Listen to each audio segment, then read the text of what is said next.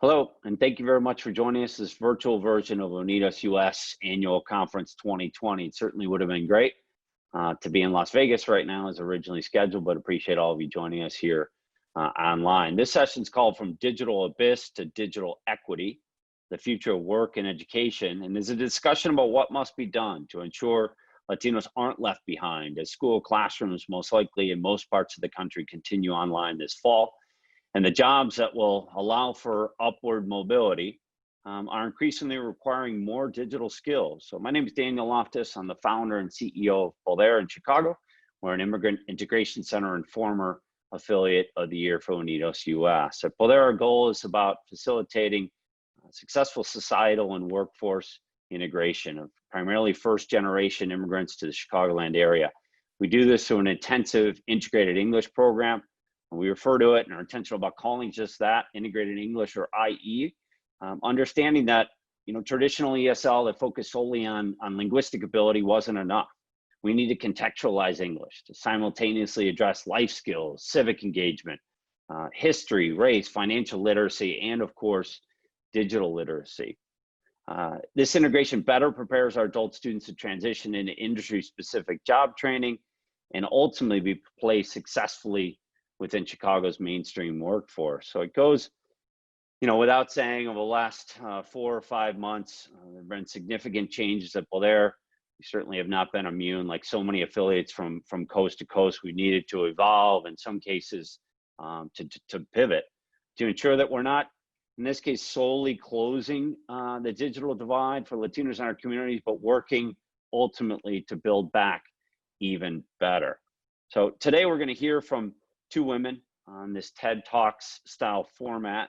They'll present their opinions on how the digital future of both school and work will affect Latinos going forward, and present ideas and action items on how we go about strengthening our communities in this critical time. Up first is Alejandra Castillo, President and CEO of YWCA USA.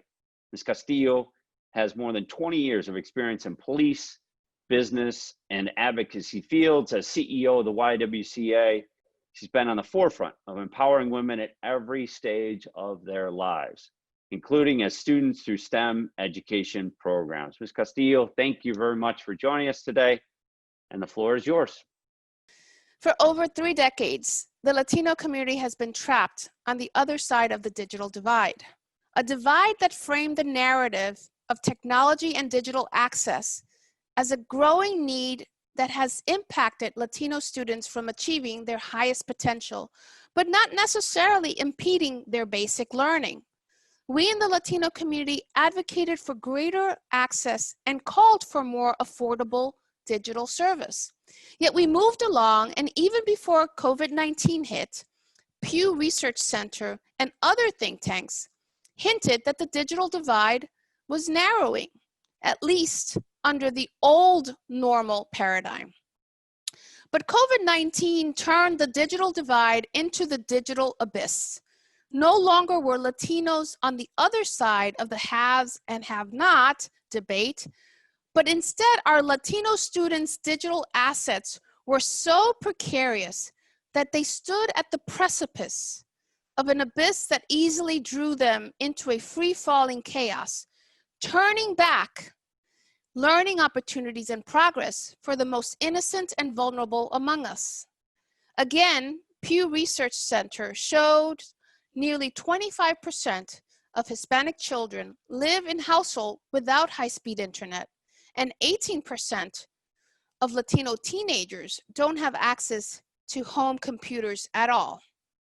It is possible that we are bearing witness to the most devastating educational abyss ever experienced by the Latino community from coast to coast. And I stand before you refusing to accept this situation.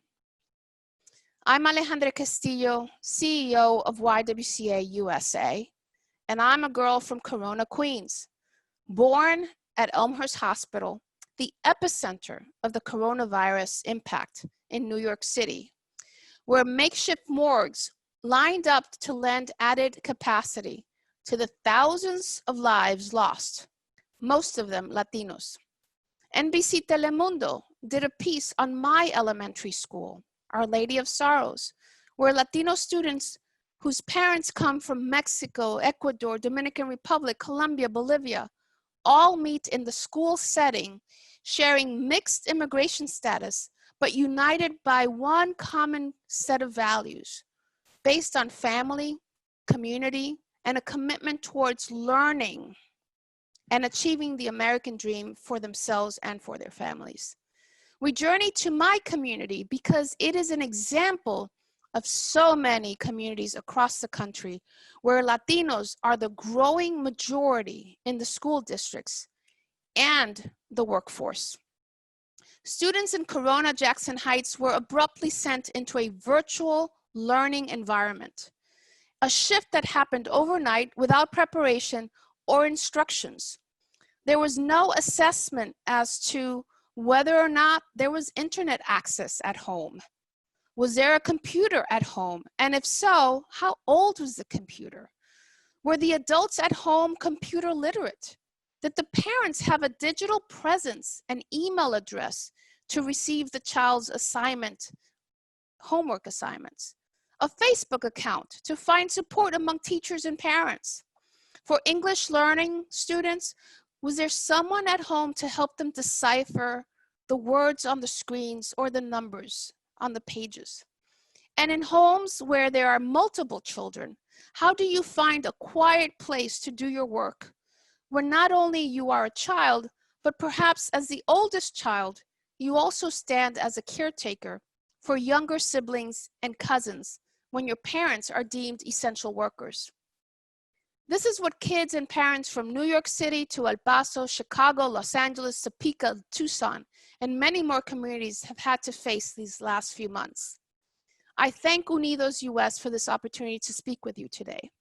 YWCA stands as the oldest and largest women's organization in the nation with a clear mission of eliminating racism and empowering women. Yet the fight for equity, especially in education, is an imperative for our community and our nation. The digital abyss we are facing demands urgency and agency. For over 162 years, YWCA has stood at the forefront of the most pressing issues impacting women and communities of color. And today we joined Unidos US to speak up and to speak out, to sound the alarm at all levels of government, the private sector and philanthropy, that our Latino community and communities of color must have the same opportunities to learn and thrive through fair and equitable investments in education technology. The situation is dire.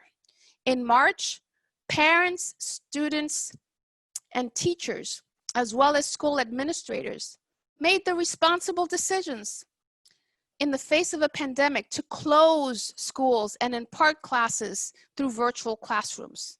And yet again, a testament to the resiliency of Latino families who show time and time again in the face of constant adversity, Latino parents and community leaders stepped up to help their children manage the fast-changing realities and also pivoted to help children learn under pandemic and economic conditions. Believing this was temporary, organizations stepped in, teachers, as usual, went above and beyond to help their students. Yet reports also sounded concerns that Latino students had the highest absentee rate in virtual classrooms and platforms. For example, more than 50,000 Black and Latino middle and high school students in Los Angeles did not regularly participate in the school system's platform for virtual classrooms after campuses closed in March, a reflection of the deep disparity faced by students of color amid COVID-19 pandemic, and of the difficulties ahead as LA Unified District prepares to continue online learning. It is important to note that LA Unified did take measures to provide computers and internet access, but the issues are beyond that which meets the eye. How do we not only care for the health of our children, but for the well-being of their learning as schools make choices as to whether to open classrooms this coming fall? Access to technology has long ago ceased to be a luxury and has become a ubiquitous and critical need for daily survival and long-term success. To speak about technology must be a discussion much broader than just a computer and broadband access. Indeed, we speak about these two elements because our Latino students are so woefully equipped in these areas. Yet we must also talk about broadband speed, the hardware, computers with faster processing capabilities, software beyond the traditional Microsoft programs, and access to a broad array of digital curriculums that are constantly updated, pedagogically competent, and culturally specific or contextualized to be able to foster learning. But let's also make sure we speak about the array of key stakeholders. They play a critical role in helping a child learn under the virtual setting. How do we support parents, grandparents?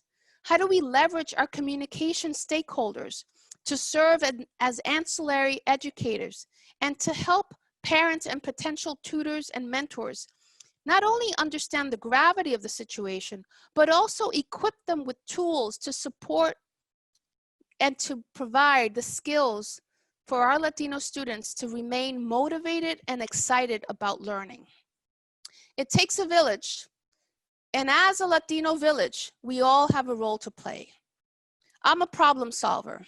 The question before us, what do we do to solve both for the immediate and for the long term? And this is where we all need to have a specific area of great interest. We need both sets of solutions, the short term to help us manage the crises, but also seize this moment to lean in on our members of Congress as they negotiate the HEROES Act in the Senate, and to ensure that the Latino and communities of color are at the core of the America that we are working to reimagine and rebuild. We are encouraged by Senator Patty Murray's work and her support for childcare, her support for English learners, and funding for schools to readiness. We need more senators to be our champions and our advocates. At the state and federal level, we need our elected officials and leaders to understand that the future of their cities and their states and of our nation as a whole demands innovative and forward-thinking legislations and policies that will make meaningful and equitable investments and support into communities. And then we must call on genuine public-private partnerships to work with us to reimagine what it means to design and implement a society where equity and inclusion derives our approach to education, opportunity, growth, and dignity. I leave you with these two words, equity and dignity. Let's make sure we continue to raise the issue relentlessly until our Latino students and students of color are afforded the education they deserve. Thank you. Equity and dignity. Thank you, Alejandra, for the passion with which you delivered your remarks and for bringing that same passion and commitment to your work at the YWCA USA. As you mentioned, prior to moving to e-learning in March, certainly a home assessment regarding technology, access to the internet, English language ability, learning environment, all these things may have helped us better predict ultimately the unfortunate reality of Latinos having the highest absentee rate. And I also appreciate you recognizing those issues that go beyond what meets the eye. You mentioned the students in LAUSD, but I'd say that goes in certainly in Chicago, in Queens, and everywhere in between. But I think the question now is, where do we go from here? How do we seize this moment? How do we take advantage of the strengths of our community? You mentioned family, community, commitment to learning, pursuit of upward mobility. You talked about the need to contact your local representatives, and I couldn't agree more, insisting on their support of the HEROES Act. I think this is a great place to start. At the conclusion of this session, I'll also have some additional CTAs, which I recently learned from my good friend Peggy at Unidas US, are calls to action and don't refer to the Chicago Transit Authority. But first, to provide workforce perspective, specifically within the tech sector, we'll hear next from Lily Genghis. She's Chief Technology Community Officer for the Caper Center Ms. Genghis has more than a decade of experience working on open data innovation and encouraging startups. As Chief Technology Community Officer, she's worked on addressing economic inequities and diverse talent in tech in the Oakland, California area. Ms. Genghis, thank you very much for joining us. It's all yours. Thank you, Nidos, for inviting me to be part of this important dialogue of how to move forward from digital abyss to digital equity as it impacts education and future work. So let me start quickly by introducing myself. I'm Lily Genghis. I'm the Chief Technology Community Officer at the Caper Center, where we are working to remove barriers in order to make the tech ecosystem and entrepreneurship landscape more diverse, inclusive, and impactful. So let me start by sharing a little bit more about me and why I'm so passionate about this topic, specifically of creating opportunities for our community. And I'll start simply by saying that a career in technology changed my life. It gave me the upper economic mobility that past generations haven't had. I immigrated from Bolivia when I was 6 years old with no safety net, no English, no clue what this country could provide. But I do remember growing up and seeing my single mom working 2 jobs, sometimes even 3, to help cover the rent, food, so that my sister and I could have the opportunity of progress that she didn't have. And her sacrifice is what propelled me to take the hardest classes and like the hardest careers and whatnot, to push myself so that I can find the opportunity that she didn't have. And so fast forward, I became an engineer myself and was able to work in complex systems and software. And within this first job with very little experience, I was making 2 to 3 times what my mom was making, working 2 to 3 jobs.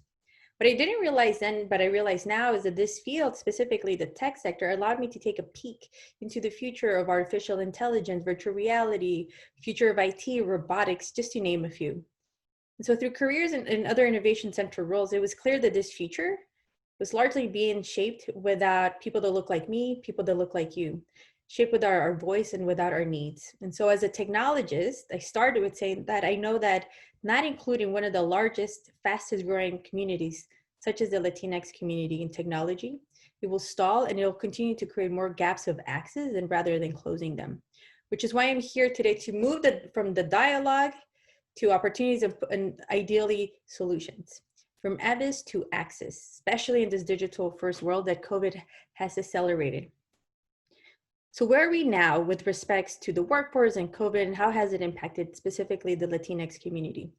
I want to start by saying that the US Latinx population has grown 70% since the 2000s and has been driving 75% of the majority of the US labor, according to Pew Research and Nielsen data. So we've been the backbone of the US economy, and we are projected to continue to be the largest driver of growth in the coming decade. And during this pandemic, a lot of our community members, our own family members, have been shown to be even more critical in the most needed sectors. Latinx represent the majority of essential workers, from farm fields to grocery stores to delivery to education and caretaking. While we applaud the contributions during this crisis, for many of them we know it wasn't a choice, and for many of them it's costing their life. Why? Because working from home was not an option. The ability to close the digital divide is so critical, and it's going to shape how we reimagine the future of work, especially for those at the fringes of the workforce. The Latino community has been proportionally impacted by COVID-19. We have one of the highest unemployment rates. The industries where we over-index, such as retail, hospitality, and service jobs, have been the ones hit the hardest. And we know that there's jobs, but those jobs require digital skills, yet 60% of our Latinx workforce doesn't have those skills, not yet. And we also have seen the multi-generational impact that it's had, especially when we take a look at distance learning impacting K through 12. Just in California and Texas, we know that the Latinx population of students is overrepresented. And so for those working on the ground on these equity issues, the disparities that have been impacting the Latinx community with respect to occupations, wages, housing, healthcare, immigration, and education are not new. However, we know with COVID-19, the stakes and consequences without intervention are deadlier. So what do we do in times of crisis? We have to reimagine. We have to innovate forward. It's in our DNA. And to reimagine, I want us to also uplift the additional narratives of the Latinx community. We have amazing innovators, entrepreneurs, investors, scientists, public leaders, educators, so much more. And I've seen these narratives personally. Last year, for example, when we brought 1,300 members at LTX Fest over 4 days, we knew that we were showing the tech sector how we were innovating forward. And so we are there. but we need to continue to do it in a larger scale. We need to include all those of our community members that are the fringes so that they're not left behind. And we have to reclaim the innovation legacy that's in our DNA from our ancestors. So how does this happen and how does this shape the future of work? We got to get the fundamentals right. And so let's start with closing the digital disconnection, the digital divide. It's an economic imperative, it's a fundamental need, it's a digital civil rights need. Fortunately, policy at the state level, such as in California, SB 1130, and at the federal level, HR 2, are examples of how the public sector is stepping up with more urgency. I hope that we continue to see more of this. And then we need to evaluate the following 3 opportunities. Number 1, reimagine talent development and assess them to get into what's driving the future work, which is the technology jobs. Number 2, we need to reimagine the alternative market relevant, urgent upskill and reskilling pathways for all of our displaced workers. And lastly, number 3, we need to reimagine additional safety net models as automation is accelerated by COVID. So starting with reimagining the talent development and assessment, which is really driving the future work through tech jobs. I'll just give you a little bit of context. And we know that the traditional 4-year universities have been a great source for talent for a lot of these tech companies. But there's a lot of biases from which schools they recruit from, how they evaluate them. I've heard stories of community members with degrees in engineering from Stanford still having challenges breaking into some of these highest earning jobs in the tech sector. And so those systemic barriers and biases have been very well documented. In fact, check out the Caper Center's Leaky Tech Pipeline study to learn more about the systemic barriers from K through 12 to venture capital. Yet all these companies have crafted great PR responses about their diversity and inclusion for the past 10 decades. But if you take a look at the data, it says otherwise. For example, we don't have to go too far away from the 4 biggest tech companies that most of you are probably familiar with: Apple, Facebook, Google, and Microsoft. And I'll just get to the punchline. From 2014 to 2018, their numbers of Latinx has not really moved. We're still very underrepresented with 7 to 8% or even under for some of these companies. And you might be asking, why does this matter? Why these tech companies? I'll tell you why. As just some data that was recently published by CNBC in June, these 4 companies combined represent a market value of $5 trillion. Their tech stocks have done the best during this COVID crisis. We are some of those largest consumers of these technologies, but we're not even being able to reap any of those benefits, especially when a lot of our sectors and family members and community members don't even have access to some of these technologies. All that to say that all this wealth generation is being built and very little of it is being kept or even shared with us. And so we need to increase our representation in these tech jobs to increase the wealth generation of our communities. And so we have to hold these tech companies more accountable in where are they sourcing their talent from, how are they evaluating, and how are they also supporting this talent once they get in? What is the upper career mobility that's available to them? And we need to increase our C-suite representation as well as our venture capital representation, where some of our numbers are under 1%. So in order to rethink these pathways to tech, we also need to rethink the pathways for the folks who are at the fringes, right? And so we need to also reimagine the alternative market relevant and urgent upskilling and reskilling pathways for displaced workers, which is my second point. COVID will unlock new jobs, new types of jobs that the traditional 4-year degree programs are not even prepared to tackle. So we have to think in new ways with urgency to especially help those displaced workers now. We have the opportunity for pathways to be more market relevant jobs at higher wages with more upward mobility and less debt. And these new models that we're going to see are going to be apprenticeship models. They're going to be micro-credential programs. These new reskilling and upskilling pathways are very critical to address the market relevant needs with urgency. And it's not a new trend. Back in 2019, the Department of Labor had assessed $280 million in funding for these types of paths. Post-COVID and now in COVID, we're gonna have to think into trillions, given we have the largest number of unemployment ever in history. In sectors that are going to experience a potential new renaissance, where we as Latinx have the highest representation are education and healthcare. There's an underlying tech strategy across all sectors. So we have to start thinking the ed tech, the health tech, the fintech, and so forth. And I'll just give you a quick example of some of what these new reskilling models entail and who's building them.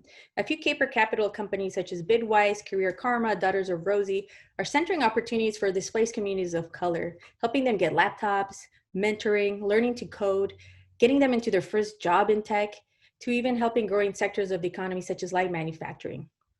They're also bringing more opportunities to underdog cities, to overlooked cities, which is a trend that's going to continue as tech moves most towards remote working. There are also larger collectives of reskilling programs that are coming together, helping the 40 million workers impacted by COVID to get rehired for more in-demand jobs with higher growth industries, such as skillup.org. I'm also seeing the importance of the Latinx supporting each other as a community to create pathways for learning, for mentoring, and just continue to even share job opportunities. Two organizations to put on your radar, Tequeria and Latinas in Tech. Together, they're servicing over 20,000 of our community members across the US. And even within that group, they're also centering and creating space and dialogue to have some of our undocumented community members have different opportunities as well.